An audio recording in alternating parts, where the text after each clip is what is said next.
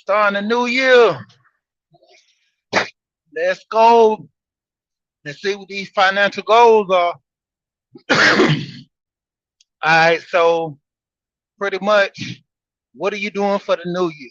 You know, everybody, you start off with your New Year's resolution. You're gonna lose weight. I see a lot of women doing the board. I heard they got a 5 year board, 10 year board. So, all right, what are you doing with that? You know, what are you doing for the new year? Like, what are your goals?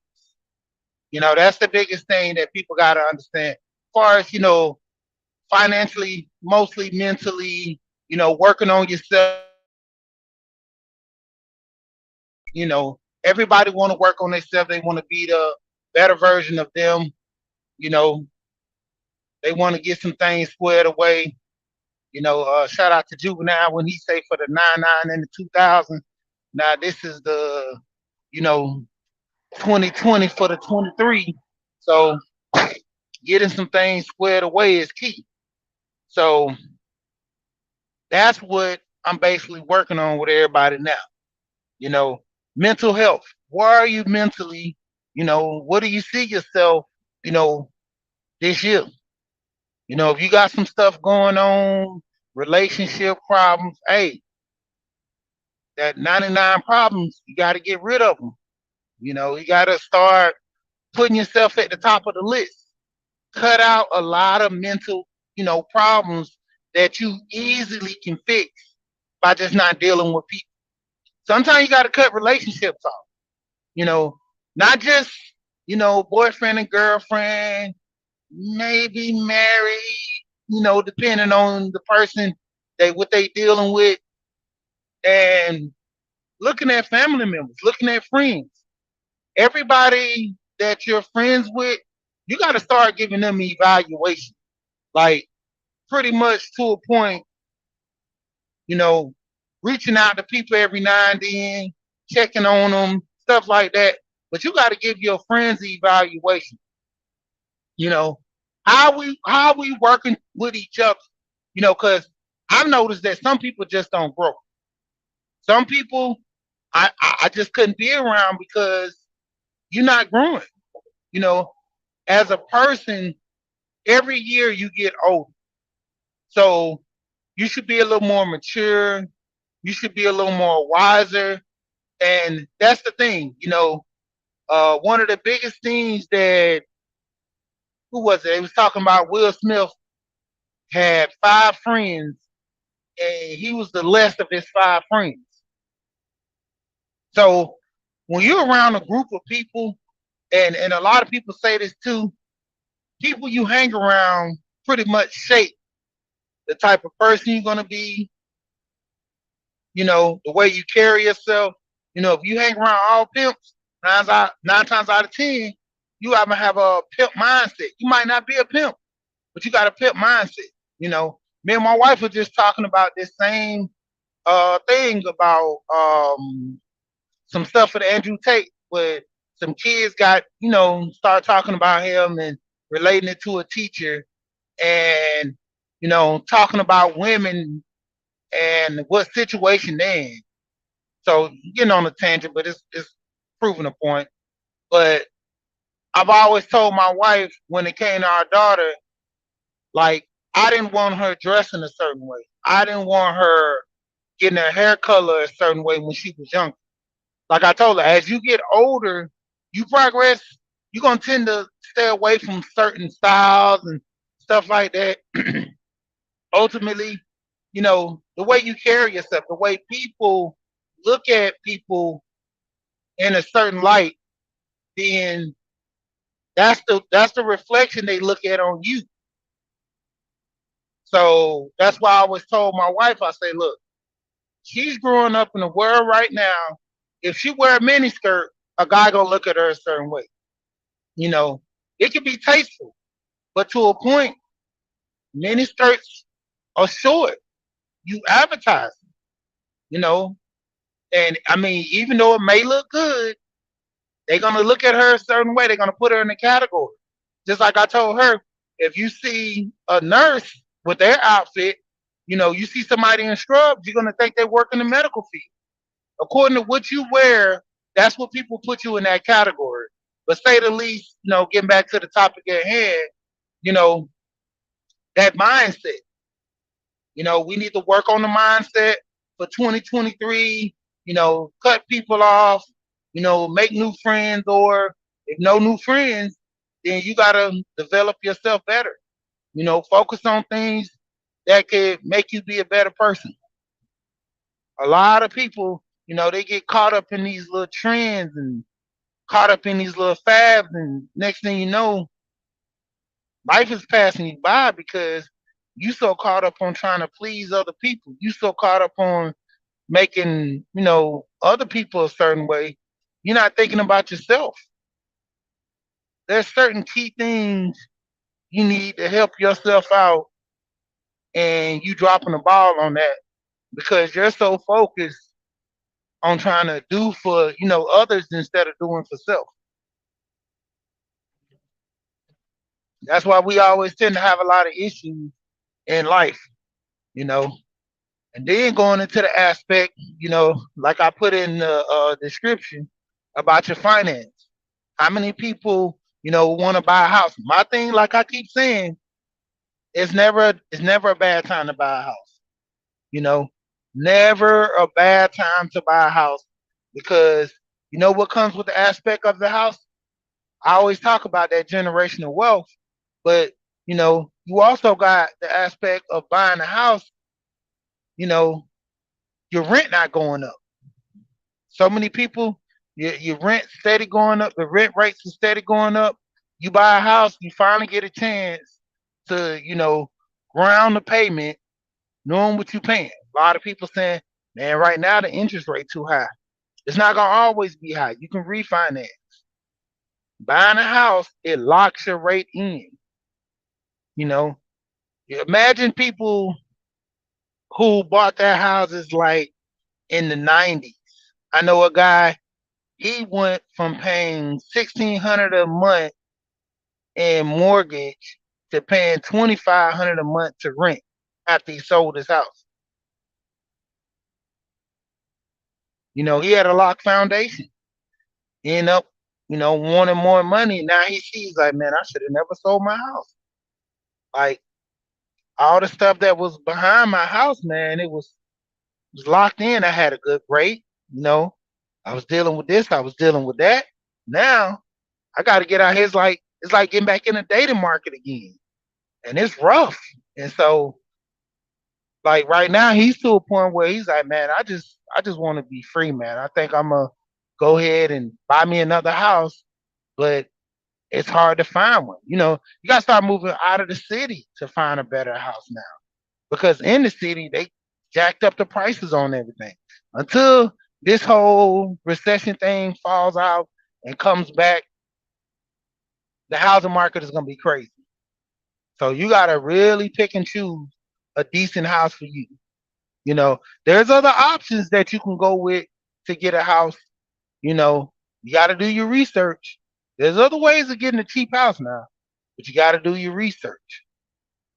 And according to financial decisions, how many people are looking to invest this year? You could do something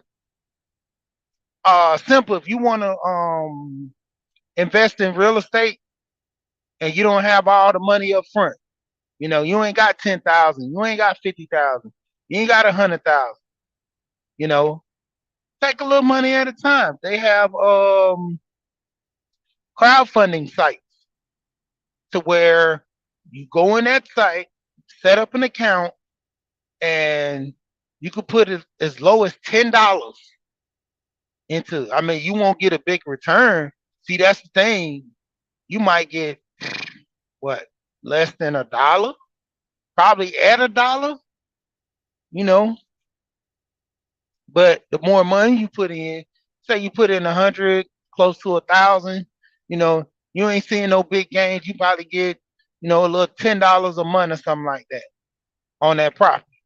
And then when they sell the property, your $1,000 might get turned into five or get turned into 10 because it goes off percentage. If you have $100,000 to buy a house, you have 10 people put $10,000 in. Well, let's say uh 10 people.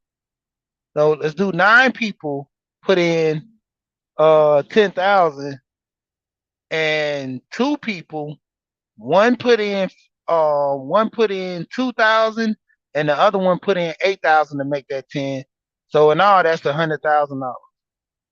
Now, when they get ready to sell the house, those other eight are going to get an evenly share a portion of the house. Now, the other two that put in 2,000, the other one put in eight, your portion is not going to be as great, you know. But the thing of it is, you're going to have something in a return on the house. If that house you put in $8,000, that house is 100,000. 20 years from now, that house sell for 250. Let's say maybe even 300. You pretty much tripled your money, and also the whole time while they're renting, you're getting a portion of the rent. You know, get a little. Let's say that they rent the house out for $1,000. You might get $100 a month. You might get $75 a month. Countering the fact that they managing the property, you got to pay them. So you might end up getting $75 a month for 15 years. Then they go and sell the property, sell it for $300,000. You already been getting $100 for 15 years a month. Then turn around and give you $30,000 when they sell the house. It's a good deal.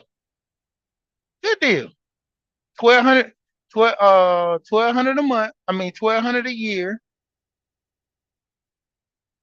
So hey, that's a good deal.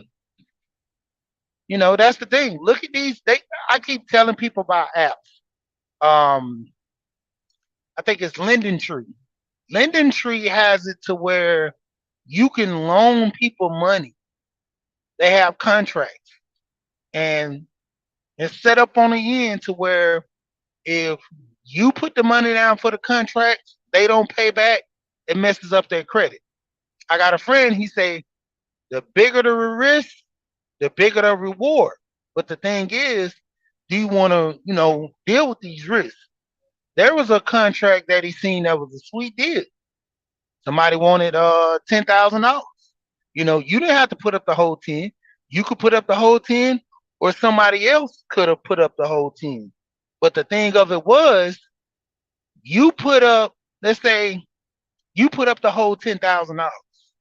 The thing is, this guy has horrible credit.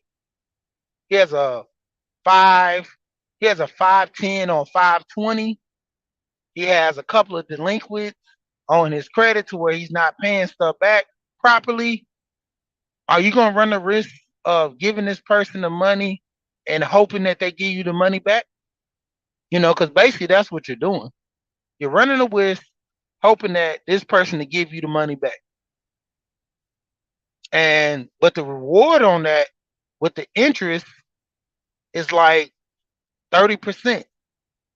Like just like paying a credit card, 25%. So like high interest rate. So they get that 10,000, they got to give you 30% on that loan. They got to give you 15% on it, some crazy number. So the reward is good. Or you deal with somebody that, has reasonable credit, that, wants to do some reasonable stuff. They only want $5,000. Their credit score is a 750, you know, decent credit score. They, don't have no delinquencies on their credit. They pay everything off on time. But the rate of return is probably like 3 to 5%. So you're not getting a whole lot back on that person because that person, they're responsible. So risk reward, you know, when it come down to stuff like that. And a lot of people, they be wanting to take advantage of that high. I know a guy, man, every time I turn around, anything he do, he always want double his money. So he give you 5,000 this month, he want 5,000 next month. Crazy. Yeah, private lenders. Yep. And I mean, it's good. Investing in real estate. Yep. Let me look at this while I'm, chilling.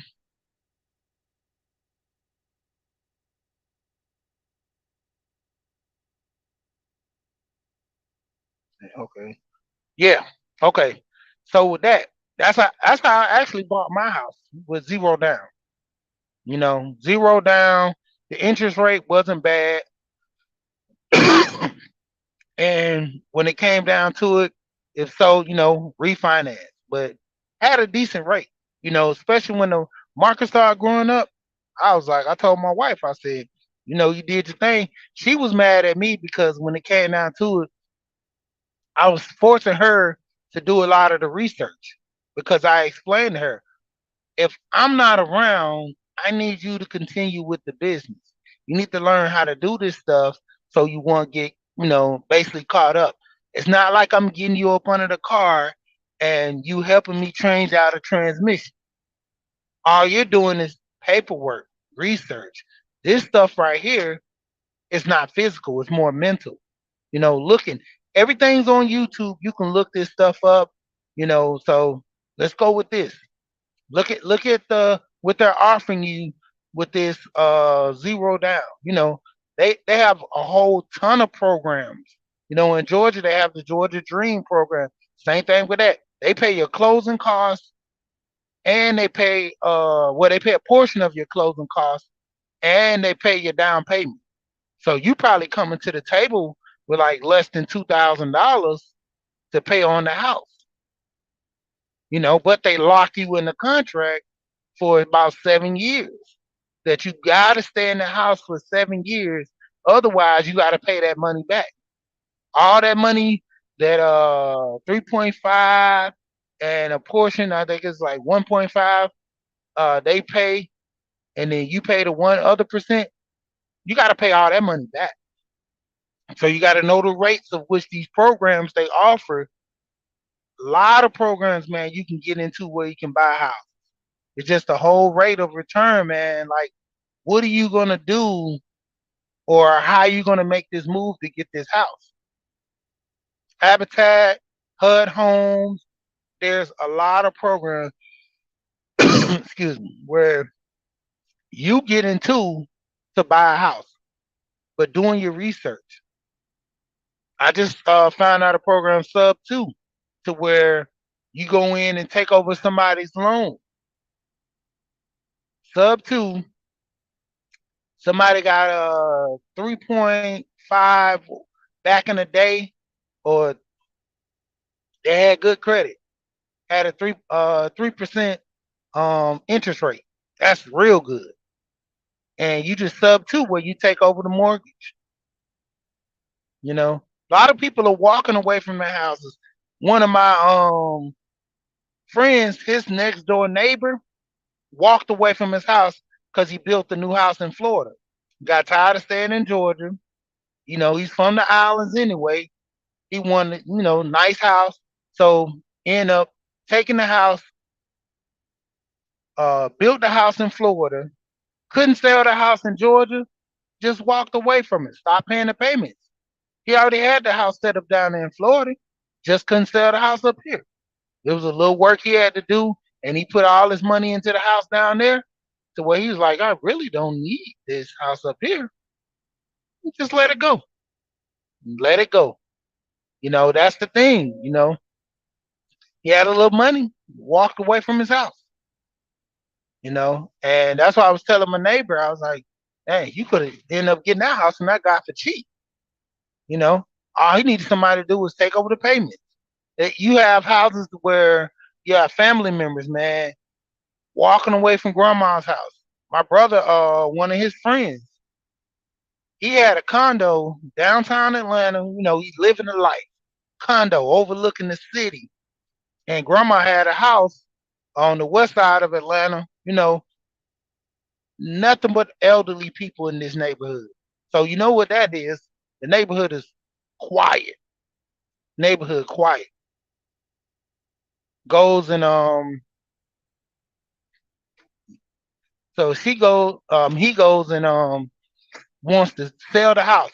And my brother kept telling him, he's like, man, the house paid off.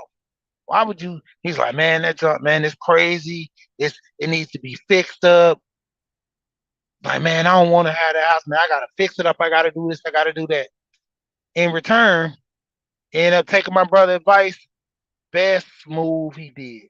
The best opportunity for it too. All he did, put a little paint on it, and was like, man, dog, I love this house. Man, this house is this. This house is that. And I'm like, that's all you had to do. Fix the house up. You're not paying rent. You already had a condo where you're paying like anywhere close to probably 1,000 to 15 a month. So what you gonna do there? All that money you have right there, you could take that money and do what? Fix it up. You got all this money to where you can go turn around, take this condo, invest it into the condo, and fix it up each month. You got $1,500 because you was already paying that when you had your condo down there. You're paying light, water, and gas at your condo. Now you're paying light, water, and gas down here, you know, at the house. All you have is light, water, gas. Now you're investing this money into this condo and look at the rate of return. Look at the rate of return. The guy started fixing the house up, put new floors down, put a whole new kitchen in there, remodeled the bathroom. And he was like, man, this thing is coming along so well, man. Man, I would have never thought I could do this to this house. And he was like, man, I'm saving so much money because I don't have a mortgage. I mean, because I don't have, yeah, I guess with the mortgage down there, he had a mortgage. So he's like, I don't have a mortgage. So now I could take all that money and invest it into the property. And my brother was like, told you. He's like, man, it's the best move. Like, he was so happy. At first, he's like, man, this sucks. I'm about to sell my grandma's house. Man, why she leave me this house? You know, he looked at it as a burden. You know, that's what a lot of young people are doing with these houses. They're looking at them as burdens. You know, grandma, mom, or whatever left in the house. They don't want the houses, so they're selling them. Investors coming in, they'll buy for pennies on a dollar. You know, because you're not looking at trying to really sell the house. All you want to do is just get rid of it. Man, they offer you something. Some investors are coming in buying these houses as low as $20,000 because it need work. Oh man, it has a hole in the floor. Everything else is pristine in the house. It's just a hole in the living room because over time nobody had kept the maintenance up on the house. Nobody went in the crawl space. Certain things happen. So hey, that's what happened. You know, when it come down to it, that little hole in the floor probably would have paid about 5 to 10,000 to fix it from the bottom because you have to go up under the house, fix that first, then come up to the top, refix the floors. You know, then come in. There you go. House is good. You know, slaps a, most investors what they do with these houses, man, they slap a little paint on the house, remodel the kitchen, probably redo the floors. There you go. Man, you got an upscale house now. And all these people running around, oh man, this house is just hey, this basic house, man. They didn't do nothing to the house, put about 20, maybe 20 to 50,000 into the house, and they want an extra 180. I know a house. They bought the house for 150, came in, painted the whole house, redid the floors, redid the kitchen. Didn't do nothing to the bathroom. Kitchen and the bathroom, you know, most of the places a lot of people gonna be in. Living room needs to look good and pristine. That's the first thing you're gonna see when you walk in the house. That's where they redo the floors. The kitchen and the floor. Bought the house for 150. Turn around, got 275 for the house. 275. I'm like, one. 125? Like, that's the whole thing. That's why I'm keep trying to tell people, keep grandma's house. It's paid off. Live in it. Keep your relative's house. It's paid off. Live in it. You know how many people actually go homeless? They sold a house and then turn around, stay in their crib where they're paying mortgage on and lose a job or something and get behind. Now you out. You got to go stay with a family member. I was watching a video, and this goes back into what I was talking about with finance, making decisions.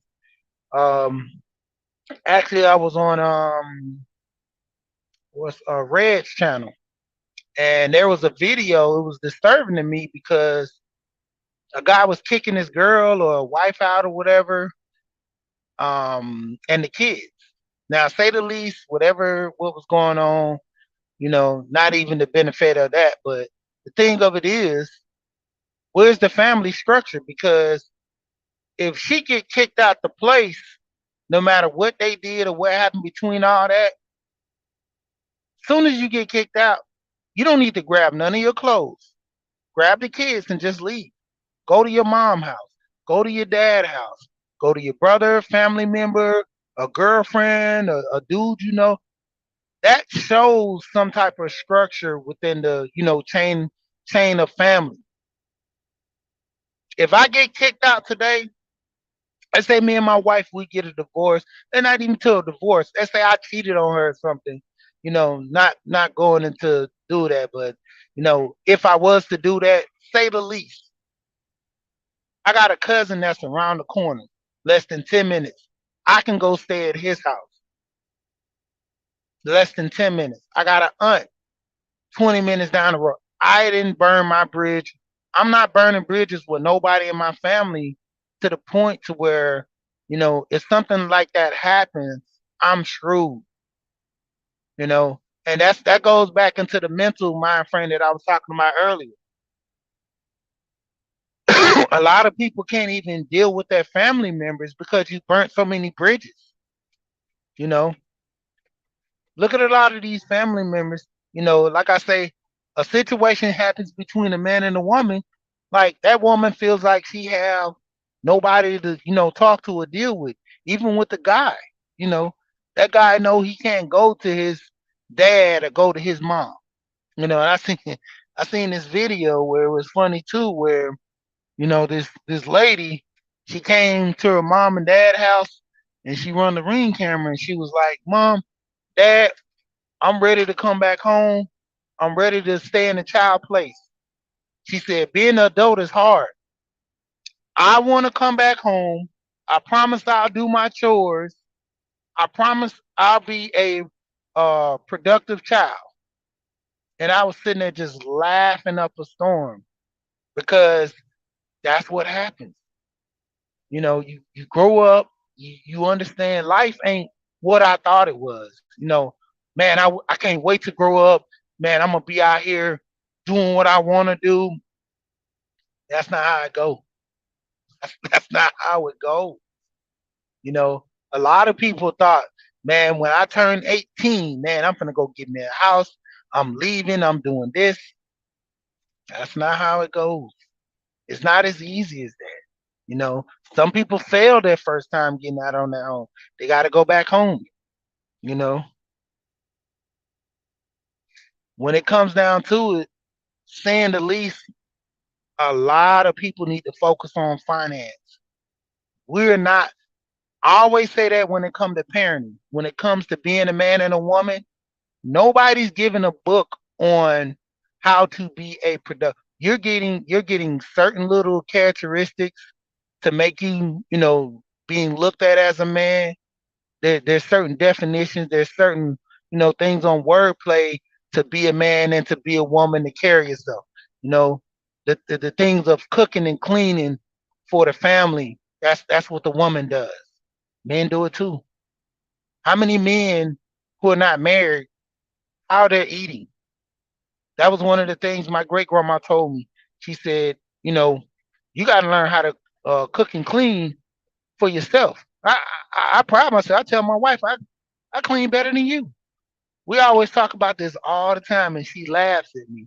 One day I cleaned the bathroom and the boys' bathroom so good, she literally asked me what I do to get the baseboards clean like that. I was like, what do you mean? She's like, they're so white. I was like, all I did was took Clorox, put Pine Sol down, I sprayed it down, and once I was cleaning the bathroom, I came back with the mop because I'm already mopping the floor anyway. I came and wiped the baseboards down. And what I cleaned, I wiped the walls down, you know, because the kids are always touching the walls and it looks bad when guests come in the bathroom. So I wipe the walls down. They don't do that.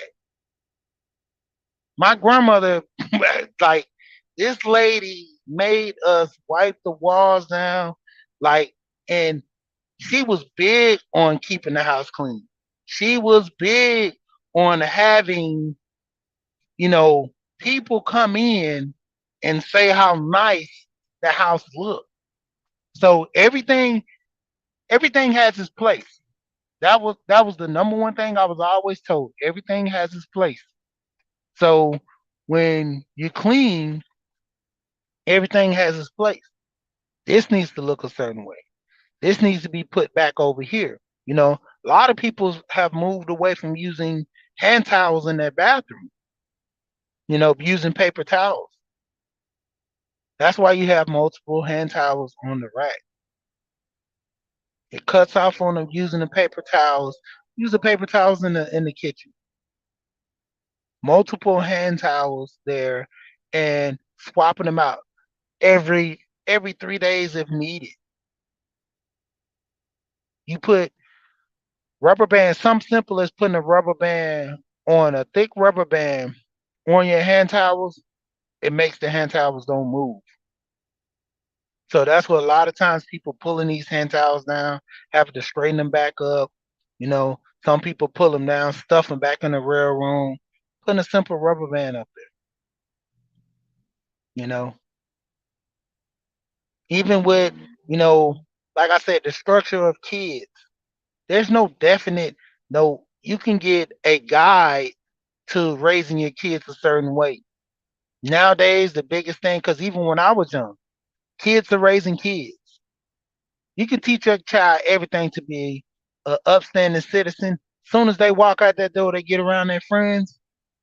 Totally different. My son just asked me the other day for a mask. I was like, for what? What do you need a mask for? He was like, it's cold outside. I said, boy, it's 60, 61 degrees outside. Why you didn't get the mask when it was, you know, 15 to 19 degrees outside? He kept trying to go around it. Then his friends came to the door. I said, nah, you're not going outside. Because I was like, you want a mask? Something ain't right with this.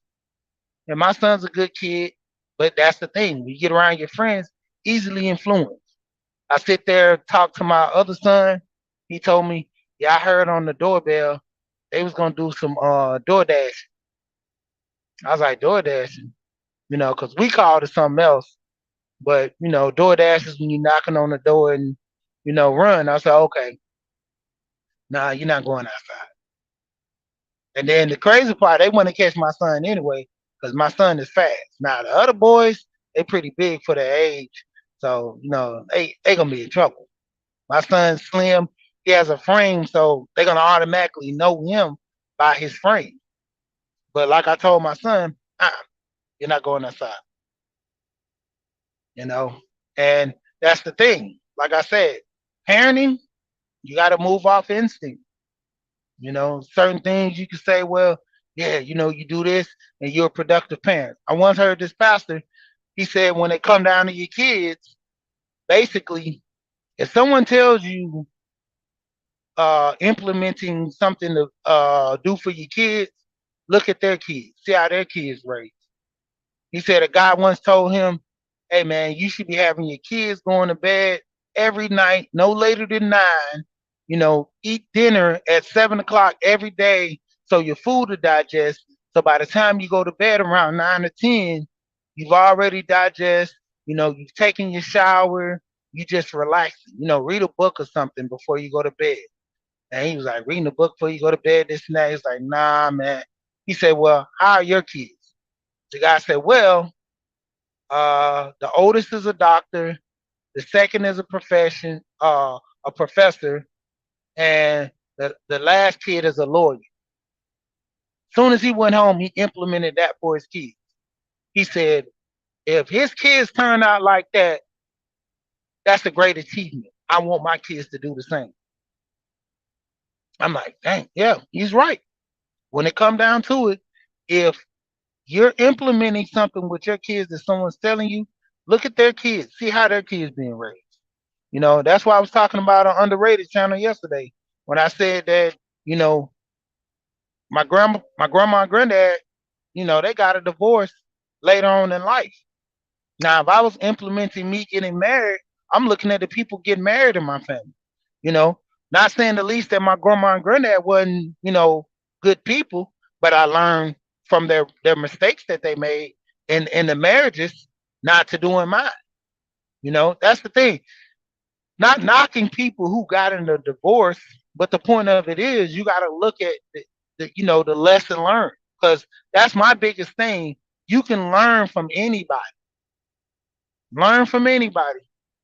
You know, I was looking at Dave Never Sleeps, that video, and I gotta redo that one too. That's one of the other things I want to talk about for this 2023.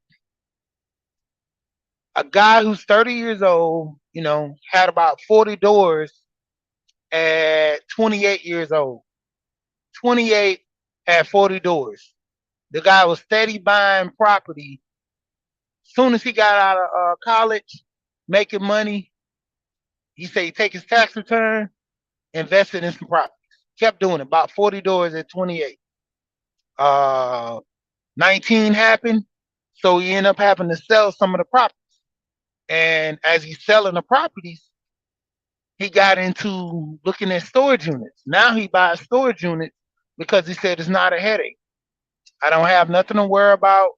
I don't have no, you know, put in a new sink, put in a new toilet, put in a new carpet. All I got to do is just sweep the floor. The worst thing I have to do, auction people's stuff off when they don't put it, when they don't pay. You know, so that's like one of the biggest things. And the thing that I'm really struck on with, struck me, what he was talking about was dealing with his family, to where they have with everybody was doing the susu thing, but his was to where everybody in the family get together, put in $200, and when you put that $200 in, everybody who's in there, if it's 12 people, then you got 12 months. So every month you already know if you putting in your $200, you're gonna have that 200 to help you pay bills and stuff every month. It's basically a way of saving. You know, you just generally not gonna save on your own. When it comes to most people, you're generally not saving on your own. If I was to get $200 and I have to pay it every month, I'm paying it because I got to. Somebody tell me to save $200, I'm not saving $200 each month, because once I save $100, 200 this month, 200 next month, I know I got $400 in the bank. Some go on, I'm gonna go tap in that $400 easily. I'm just gonna go tap into it, you know. But when it comes down to it, if I have to pay a bill like that, I'm paying it. I gotta pay it anyway, so hey, I'm paying it, you know. So when it comes down to it, that's a way of saving money pretty good. And a lot of people, who don't save properly, that's the way to do it.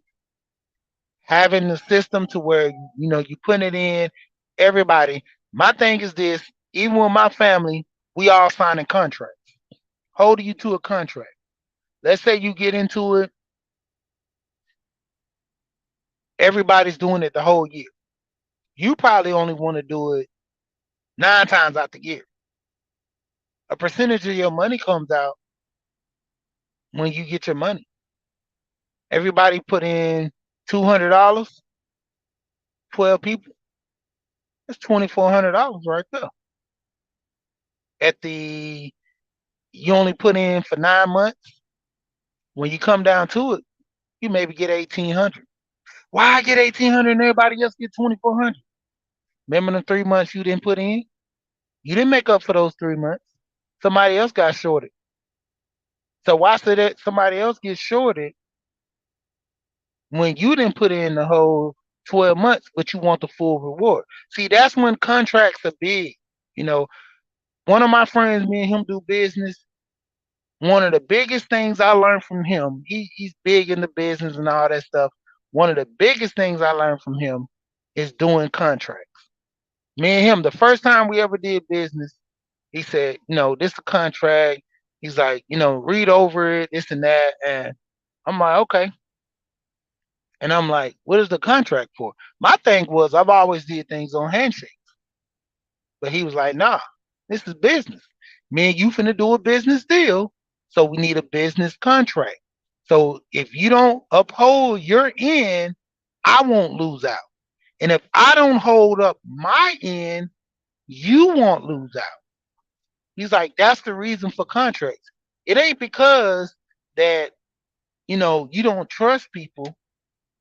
It's because everybody will hold in. People change. That's my biggest thing. I always say that. People change over time. You know, that's the reason for divorces most of the time. You know, and the hints of cheating and all this other stuff, it mainly comes from people changing, you know.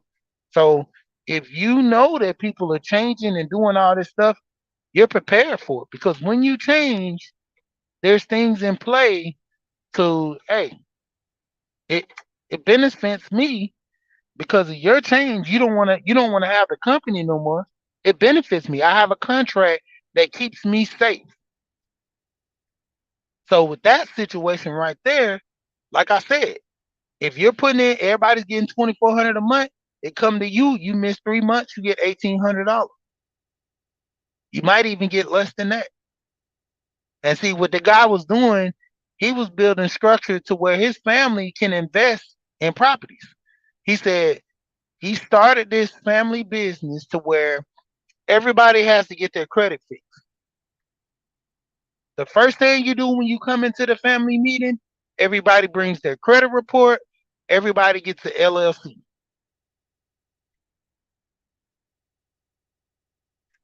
Then when you start doing business, you got business credit. You started an LLC, you could do something small as doing e-commerce. You could do some e-commerce.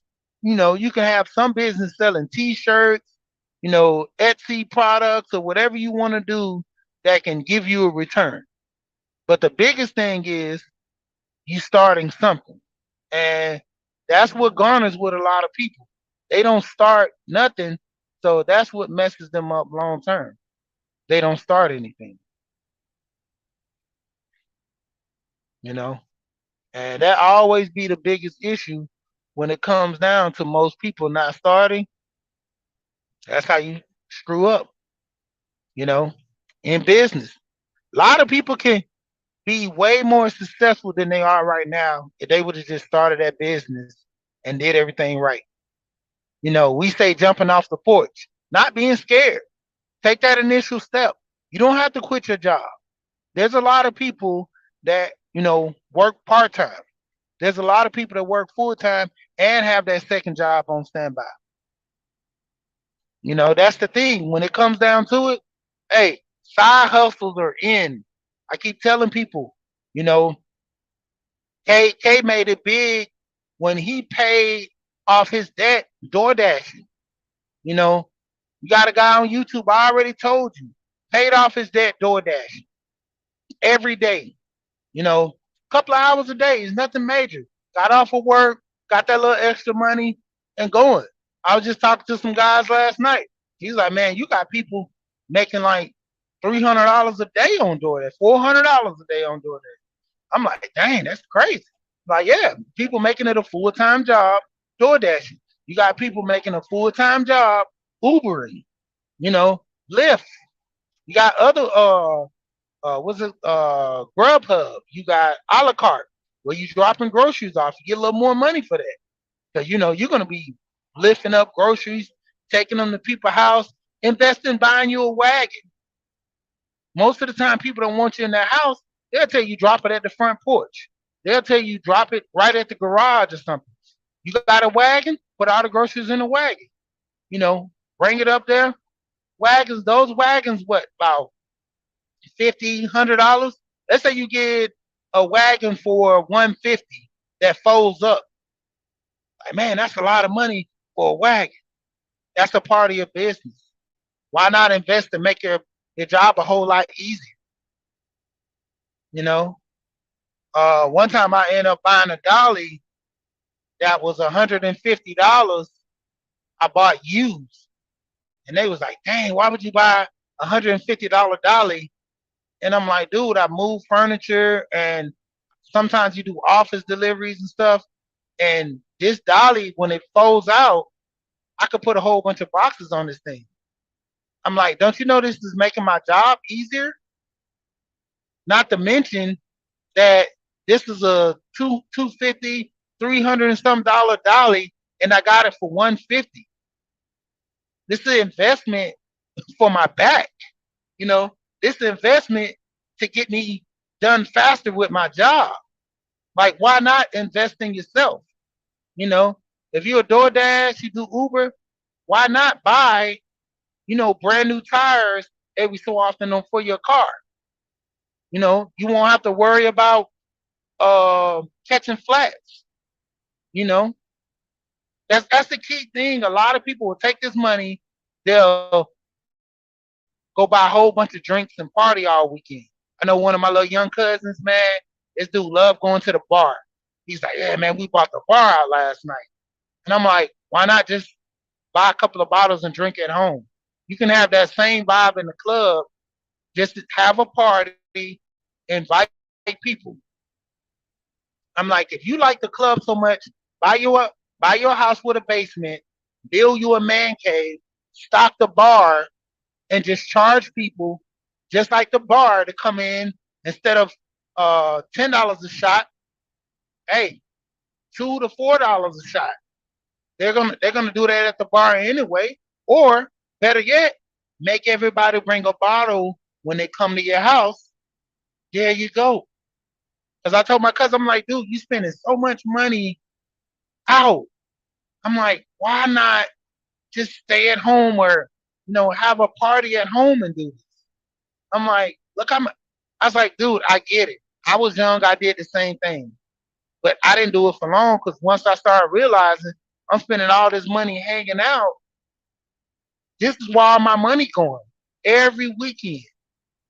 Even with buying clothes, everything matched. My grandmother one time when I was like real young and I just started working, I was balling out, buying clothes.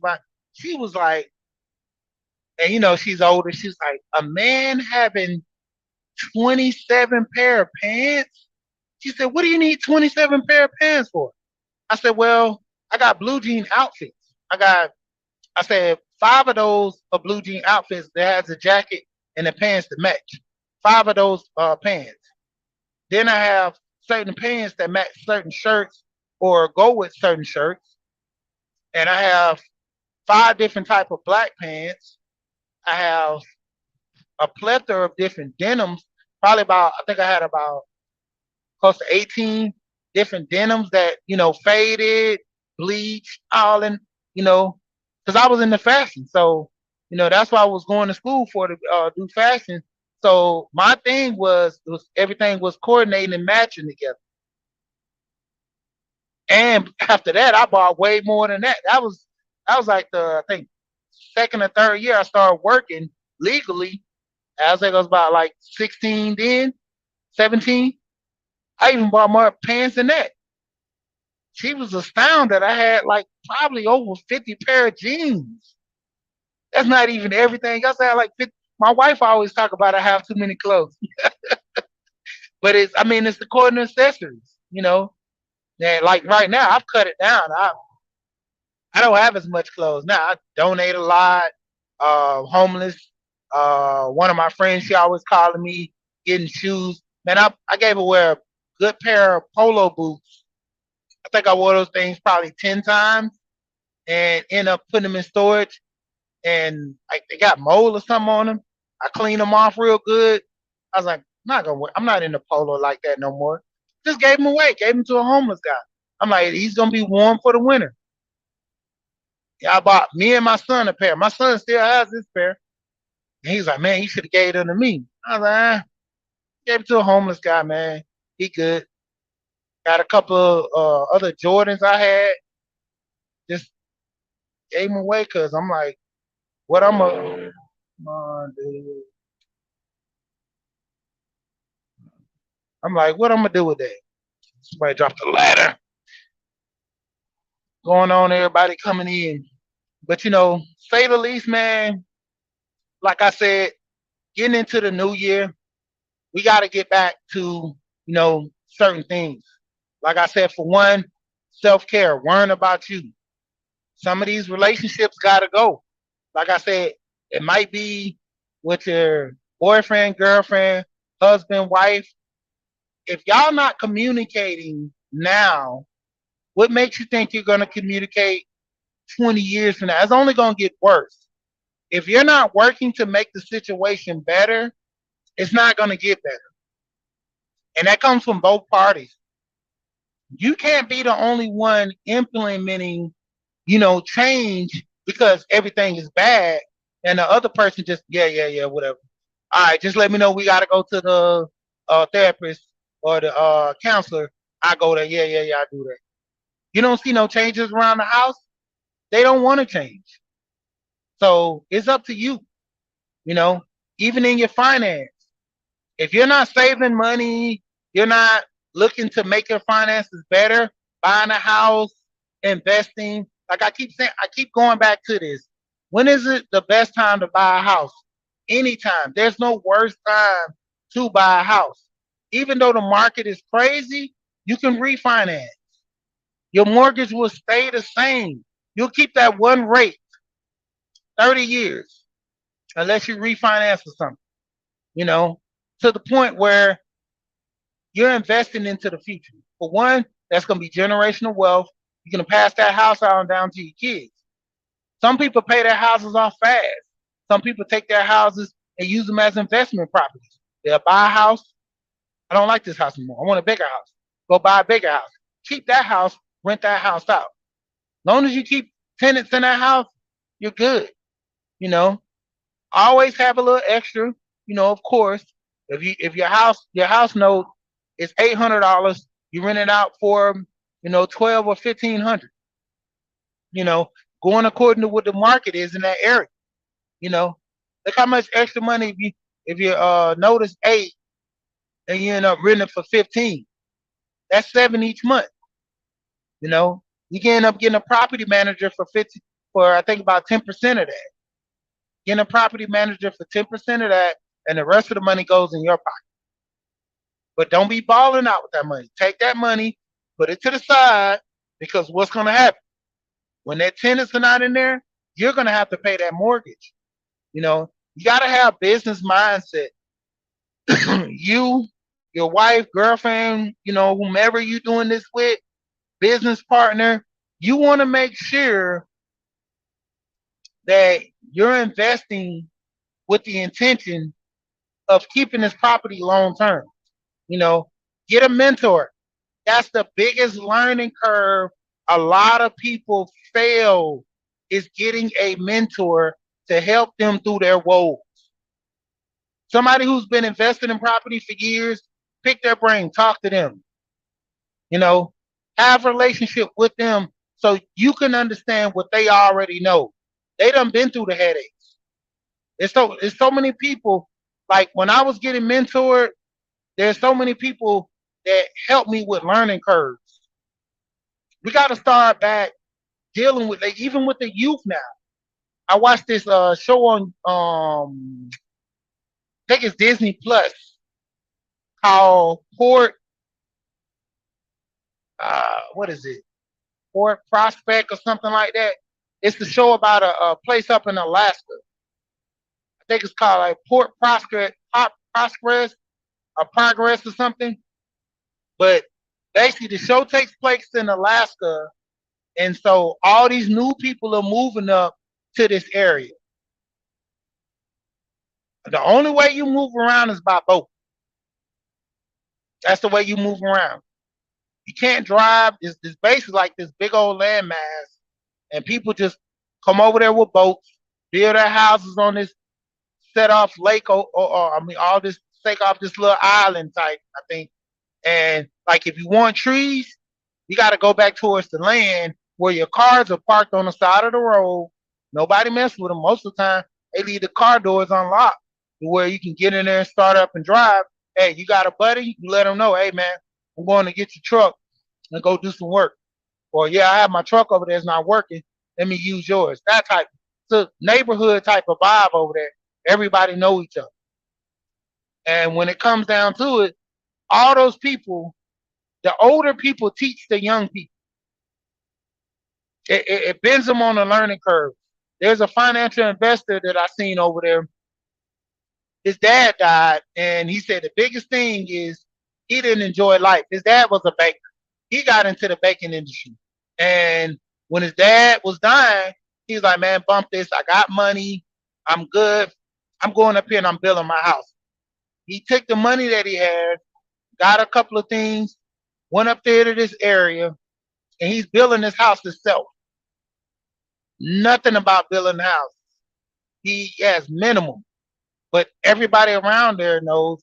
But it's other things that he know that they don't know. He knows how to dive. He has diving equipment, so he go and dive for stuff for people. So the people in return, like, since you know how to dive, I'm gonna help you build your house because there's certain things I need diving. They're working. It's a bartering system, but mainly the older guy's teaching the young guy how to weld. He's teaching the young guy how to fish for himself because this guy a newbie to everything.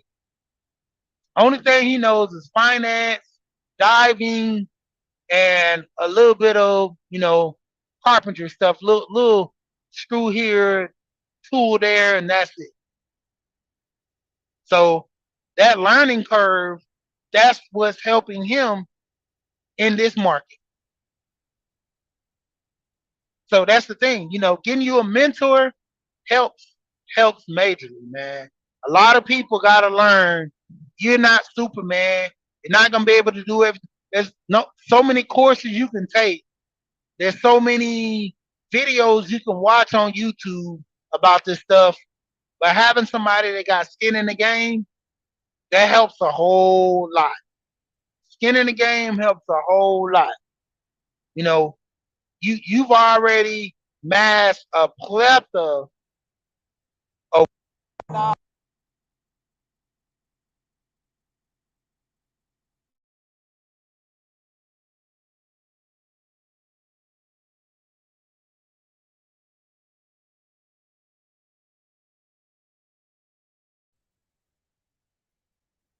Yeah, I'm back. Yeah, call messed me up. But the learning curve, man, all the knowledge they have, that mentor is going to teach you everything that they know, and you might even surpass your mentor because you're in the age of technology. Guess what you have? You have computers. A lot of the stuff these older men and women, they didn't they not computer savvy. So you can show them a program that can, eliminate, do stuff way faster than what they do. They'd be like, wow, you know, say the least, there's an app that I was looking at about paying your debt off. This guy was trying to sell me a program for about, like, I think it was roughly about 40 to $20,000 because he's gonna save me a 100,000. So he's trying to sell me a program for 20 to 50,000, which is gonna save me 100,000. And I'm like, dang, yeah, that's a good deal, but like, man, I ain't got that much right now. And then he's gonna want to make me to make payments. So I'm like, man, I don't know. Looked around, found the same exact program, slashed the price, and the dude, he has an app for nickel and dime on the price.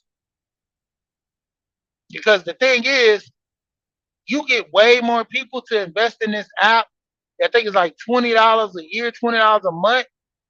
So I'm spending 120 for the year versus spending 40 to 50,000 dollars up front.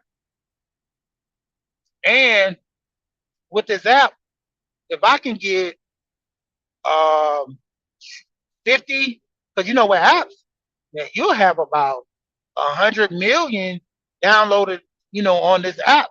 You put sponsorship on there, and you have that 120 a year per person. That's numbers. So you're making your money 10 times fold versus trying to garner somebody a $50,000 deal that you're saving them 100,000. Hey, why not just go ahead and do it for 20 or 120 a year? And then you tell, you know, 50 of your friends, you tell 200 of your friends. You tell 200 of your friends about my 120 app. You tell that many people, 20, 24, 24,000. 200 people at 120 a year, that's 24,000 right there. Only 200 people. Only 200. 24,000. Let's take that, shoot it up to um 20,000 people. 20,000. Yeah, 20,000 people. That's only what, 24 again. So 250,000. And you just keep going, keep scaling, keep scaling. The more people you have to download the app, they give you 120 a year. Keep scaling. I'm telling you, man. Hey, man. Jared, I don't normally talk about people, but man, what's going on, man? I really don't call out names. Man, how you living, Jared? Ain't seen you in a minute, man. How you living? How you living, man? What's going on? You know. But like I say, man, I'm about to get ready to jump off in a minute. The biggest thing is, I want to keep pushing and refresh your attitude for the new year. Like I said, there's no such thing as a new year resolution to me, man. I started mine in December. I started mine in October. Every time I'm pushing something, a new thing, a new wave that I'm doing, that's my New Year's resolution. That's my New Year's resolution. I'm starting it at that moment. You know, Working out last year. Getting my body together, losing a little weight. Be around for the kids, but mostly for health reasons. You know, Learning more in the finance. You know, like I said, some people for the 23, you might got to cut off. Some relationships you got to cut off. Like I said, boyfriend, girlfriend, whomever, marriage, you might just got to be single. A lot of people don't want to be single. Sometimes it might be beneficial for you to be single. You know, Sometimes you might not need to be around these people, friends and family. You might just have to be a loner. You know, you ain't having a good relationship with your family. Hey, you might have to cut them off. If you're not having a good relationship with your family, you might have to cut them off for 23. Your cousin, you're always having these issues with your cousin. Y'all always fighting. Y'all always going over this and that. Hey, you might got to cut them off 23. You know, Friends. Some of these friends, you've been friends with these people for years. They've added no value to your life. You've constantly got in trouble, or you constantly bailing them out. When they gonna bail you out? When is that friend gonna give you a stimulus for you to make you better? You know. Same goes into like I said with your finance. There's apps. Look into it. You can invest in the properties. You loan people money. They don't pay you back. It goes on their credit. It goes on their credit.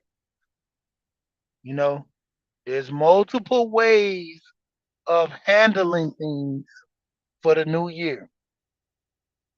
A lot of people keep, missing apps. There's apps for everything, man. Apps for your mood, apps to get you paid, apps to work out, apps to check your health, apps to understand, you know, anything. Hey, there's an app for that, you know. And fact check, learn this stuff, man. Go behind what other people are doing so you won't get caught up on this learning curve, you know. Hey, you're right. Even moms and dads gotta, sometimes get put in that category. You know, and that's one of the biggest things that the Bible tells you, to honor thy mother and thy father, that thy days may be long upon the land. But if you got a ain't ish mama, you gotta cut her off, because how many people use the Bible when it's convenient for you? When they tell you, oh, you gotta honor the mother and the father. But what they don't tell you is this: I don't even really like you. I just use you because you my child. I don't even want to deal with you. I didn't even want you. But the point of it is, you don't know that. And I'm going to misuse you, mistreat you, because why? I'm going to use the Bible, which everybody knows, that to try to trick you into doing. There's so many people that use the Bible to benefit them. You got pastors that use the Bible to garner money from you. You got businesses and all that to try to use the Bible to, uh what was give unto Caesar what is Caesar, you know, give the money unto the person. And like, it's just so many things that people use nowadays for their benefit, which not to be used for the right way and the right reason. You know, getting into your investments, learning your investments. A lot of people sticking to your investments. Whatever you're gonna invest in, research it. I keep telling people, buy your house, buy your house, buy your house. You're creating generational wealth. Alonzo, he's in here now. Life insurance. I push life insurance. Me and Alonzo, we talked about that. I told you I put the article up. I talked about that when the guy, he said that pretty much coming down nowadays, a life insurance policy is better than a 401k, a universal life insurance. Universal life insurance with index goes off the stock market, the S&P, the same thing your 401k is in. When that market crash, you lose money in your 401k. Life insurance, they're not betting against you. They're betting against the market. So if the market crashes, they take your money out. You're not you, the life insurance is made for you to make money, not lose money. And see, knowledge like that is not being taught to the youth. Let's say I'm not invested in life insurance. I'm not doing all that stuff, but I'm gonna teach it to my kids. I'm gonna make sure my kids know this knowledge. I'm gonna make sure with them being young, they know all the things that they need to get into. A lot of people don't pass down the knowledge. I remember my friend, we was having a talk. He said, the only thing I know when I was young about credit was my parents told me never get a credit card so you won't owe no man nothing. They didn't teach you about leveraging credit. They taught you just not to get credit. That was the whole thing. They taught you just not to get credit. They didn't teach you how to leverage it. They didn't teach you how credit worked. A lot of people didn't know how credit worked. I didn't know till I got to a certain age. You know, my aunt went to school for accounting. All my cousins, like from my aunt, real successful when it comes to money. When I say real successful when it comes to money. One of them, his credit score is outstanding. His credit score is good. His sister credit score, the younger one, not so well. Because why? She got influenced by them friends. And that's why I told y'all, friends will influence you to make bad decisions. They definitely will influence you to make bad decisions. She came from a financial household. My aunt had a store and she ended up closing the store, racial stuff like that. But to a degree, she had a store for years. Ran the store. Store was, you know, booming. She was right downtown East Atlanta. People that's in Atlanta, that's Gucci Man. Shout out to East Atlanta. But for the most part, in that area, there was all just nothing but businesses down there. She had a convenience store down there. So with her convenience store down there, where she sold everything, cookies, wash powder, all this stuff, like a little corner store. You know, when it came down to it, she ran that business just off of going to school with an associate's degree. She went and got an associate's degree in that and in communications. She went to school for accounting and communication. With an associate's degree, ran that. She's like, cool. All right, I know what I'm doing.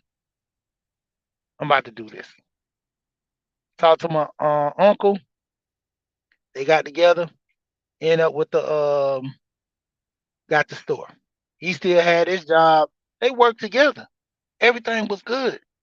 You know, like I said, that's the biggest help right there. When you skip that learning curve, she went to school for it, so she already know what she got to do. You know, when it come down to it, a lot of people fail to miss on that. Like I keep saying, mentors help people. Mentors help that learning curve. Mentors help the learning curve. Like I said, investing. Look at these sites. They have sites where people can invest into everything. They'll just put in there about crypto, investing in gold. You can invest in everything from sites. You know, you could take your money every week, put a little money here and invest in this, or take your money every week, put it to the side. At the end of the month, find you something to invest in. You know, make sure you have it to where you can have access. Like everything, Alonzo got me so prepped up. I got a black folder where I already keep all my stuff in. I made another folder aside just for all business transactions, life insurance, anything like stuff like that. I got all that stuff in there. I got contracts with business partners and stuff I invested in this folder. So if something ever happens, my business partner can't walk off and like, oh man, I don't think he told his wife about this anyway, man. I might got a little extra 10, 20,000 to the side on here. Yeah, man. Oh, that's good, man. I'm gonna go to the funeral and see. And if nobody say nothing, man, I just came up. Nah, it's not gonna happen. You know what I'm saying? I got all that stuff put to the side in a folder. I got crypto. I got my crypto password, all this stuff in my phone. I told my youngest son my crypto password because I told him, I said, this your money. You need to check this money. When you see my phone, you already know the code to unlock my phone. Get my phone, check your money. He said, okay. He go in there, he look at it. I'm getting him more into that. So he knows that's his money in that crypto. So he knows the password. If he forgets or don't, there goes right there. I got an account with LastPass, and they've been getting some bad stuff on there. But all my passwords, I got one password set to open up all my passwords to all these different accounts I got. Of course, you do it with my phone on Google too, but the point of it is backup. I have a backup just in case. I got a backup. You know, like I said, man, I'm about to get ready to jump off of here, but I keep telling people, man, get your life insurance together. Nobody knows what happens. You have so many people dying and especially if you have family, you got kids, you're married or not. Even let's say the least, you ain't leaving nothing to their kid. You ain't leaving nothing to your kids, leaving nothing to your wife. At least have some money to bury yourself. Don't be a burden to nobody. That's one of the biggest things that my great grandma always told us. You don't want to be a burden to nobody. Get you some life insurance. Make sure you're able to get buried. You don't want to be a burden. That was the biggest thing she always preached with us. You don't want to be a burden to nobody else because you didn't want to be responsible and take the initiative to do what you're supposed to do. Not everybody else got to start a GoFundMe account. Everybody got to get together, put their money together to help you get out of this tragic situation. So, saying the least, man, hey, keep yourself financially stable, you know, for you. If you ain't gonna do nothing for nobody else, at least keep yourself financially stable. You know, Gold Professor, the 9 laws of self-government. You know, Law number 3, applied selfishness. Applied. I mean, it can be turned on and off. You apply that selfishness for what? For what? You. It's for you. You apply selfishness for you. You apply selfishness because why? It's gonna benefit you. And that's one of the biggest things that a lot of people, you know, we get caught up in, man, I gotta help this person. I gotta do this for that person. I gotta do this for that person. Man, I gotta be a better person. I gotta help this person. I gotta do this for that person. What about you? And question yourself is, will that person do the same thing for you? Will that person look out for you like you looking out for them? Yeah, you can continue doing stuff for people with no reward, but at one point, are you going to grasp the concept of, taking care of yourself too? That's like one of the biggest things with people.